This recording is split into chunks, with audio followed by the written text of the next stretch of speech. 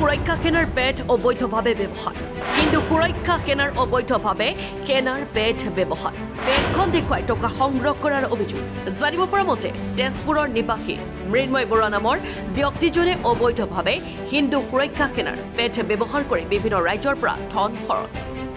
মৃন্ময় বৰুৱাই বিভিন্ন গৰু মাংস বেপাৰীসকলক মাতি আনি নিজকে হিন্দু সুৰক্ষা সেনাৰ নেতা বুলি পৰিচয় দি গৰুৰ মাংস কটাৰ অনুমতি দিম বুলি বিভিন্ন দোকানৰ পৰা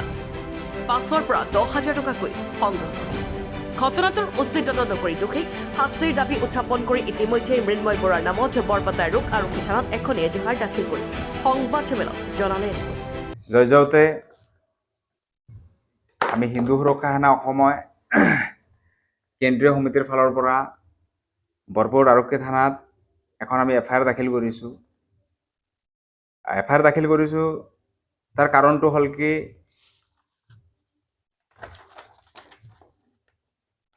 তেজপুৰত অবৈধভাৱে অকৃত্ৰিমভাৱে হিন্দু সুৰক্ষা সেনাৰ পেটখন দুষ্ট চক্ৰই ব্যৱহাৰ কৰি কিনে বিভিন্ন ৰাইজৰ ওচৰত ধন দাবী আৰু বিভিন্ন ৰাইজক ভয় ভাবুকিৰে টকা সৰকাইছে আৰ এই পেটখন 4 অক্টোবৰ 24 তাৰিখে ইয়াতে দেখাইছে ডিপুটি কমিশনাৰ ডিসি মহোদয়ক প্ৰেৰণ কৰিছে ডিসিৰ লগতে আকৌ কপি দিছে SP Sonitpur OC Tezpur president Bajrang দল কিন্তু গোটেইখিনি মিছা আমি যেতিয়া ওসি ছাৰক তেজপুৰৰ ওসি বৰ্তমান ভাৰপ্ৰাপ্ত বিষয়া আছে থানাত প্ৰাঞ্জল কুমাৰ নাথ তেখেতৰ লগত যোগাযোগ কৰোঁতে আমি গম পালো যে কোনো ধৰণৰ পত্ৰ প্ৰেৰণ কৰা নাই হিন্দু সুৰক্ষাৰ নামত এই পত্ৰখন পকেটত ভৰাই কিনে বিভিন্ন মানুহক ভয় ভাবুকিৰে পইচা সৰকাই আছিলে আমি ইতিমধ্যে খবৰ পালো আনকি তেজপুৰ 5 মাইলত এখন গৰুৰ বজাৰ আছিলে সেই বজাৰৰ লগতে তাতে গৰু কটা হৈছিলে কছাৰীৰ দ্বাৰা বিভিন্ন স্থানীয় ৰাইজ আৰু বিভিন্ন সংগঠনে মিলি সেই কছাৰীখানাটো বন্ধ কৰি দিয়া হৈছিলে আমি যিখিনি খবৰ পাইছো এই মৃন্ময় বৰুৱাই তাৰে বিভিন্ন কছাৰীসকলক মাতি আনি কিনা যে তোমালোকৰ গৰু কাটাৰ পাৰমিশন মই দিম যেনে তেনে তোমালোকে আমাক পইচা দিয়া কাবাৰ পৰা 5,000 10,000 কে টকা সৰকাই কিনা আমাৰ সংগঠনটোৰ নামটো ব্যৱহাৰ কৰি কিনা মানে দুৰ্নামৰ সৃষ্টি কৰিছে লগে লগে আমি ঘটনাটো খবৰ পোৱাৰ লগে লগে আমি বৰপেটা থানাত এখন এফআইআৰ দাখিল কৰিলো মাত্ৰ এটা আইনৰ ওপৰত আমাৰ আস্থা আৰু বিশ্বাস আছে কি ধৰণে ব্যৱস্থা গ্ৰহণ কৰে মহামান্য আদালতে আৰু আৰক্ষী প্ৰশাসনে কি ভূমিকা গ্ৰহণ কৰে সেয়া হ'ব লক্ষণীয় মৃন্ময় বৰুৱাই কোনো হিন্দু সুৰক্ষা সেনা অসমৰ সদস্যও নহয় কোনো কাৰ্যকৰ্তাও নহয় তেওঁক আমি চিনিয়ে নাপাওঁ কিন্তু তেওঁ অবৈধভাৱে আমাৰ সংগঠনৰ পেটখন ব্যৱহাৰ কৰি তেওঁ এই যে বিভিন্ন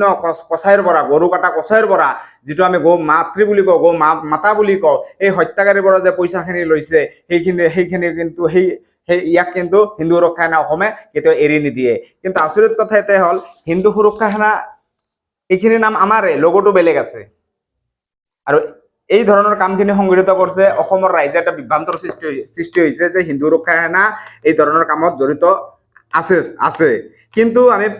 তেজপুৰবাসীৰ লগতে সমগ্ৰ অসমবাসী ৰাইজক জনাই দিওঁ হিন্দু সুৰক্ষা সেনাৰ ইয়াৰ লগত কোনো ধৰণৰ তুলনা নাই এই দুষ্কৃতিৰ বিৰুদ্ধে ইতিমধ্যে আমি কেছ ৰুজু কৰিছো আৰু লগতে আপোনালোকক আহ্বান কৰো যে এই মৃন্ময় বৰুৱা যিখিনি ঘটনাটো কৰিছে আপোনালোকে বৰ্তমান যিটো ধৰণে তেজপুৰবাসী ৰাইজে আমাক ফোন কৰি বিভিন্ন অভিযোগ উত্থাপন কৰিছে আপোনালোকৰ হাতত যদি তেওঁৰ বিৰুদ্ধে আৰু কোনো অভিযোগ থাকে আমালৈকে প্ৰেৰণ কৰক আমাৰ কাৰ্যালয়লৈকে প্ৰেৰণ কৰক আমাৰ লগত যোগাযোগ কৰক আমি তেওঁৰ বিৰুদ্ধে কি ধৰণৰ একশ্যন ল'ব লাগে আমি ল'ম আপোনালোকৰ কিবা কথা ক'ব লগা থাকিলে ক'ব পাৰে আমাৰ সন্দেহ তেখেতে আমাৰ দুৰ্নাম কৰাৰ কাৰণে এই ধৰণৰ এটা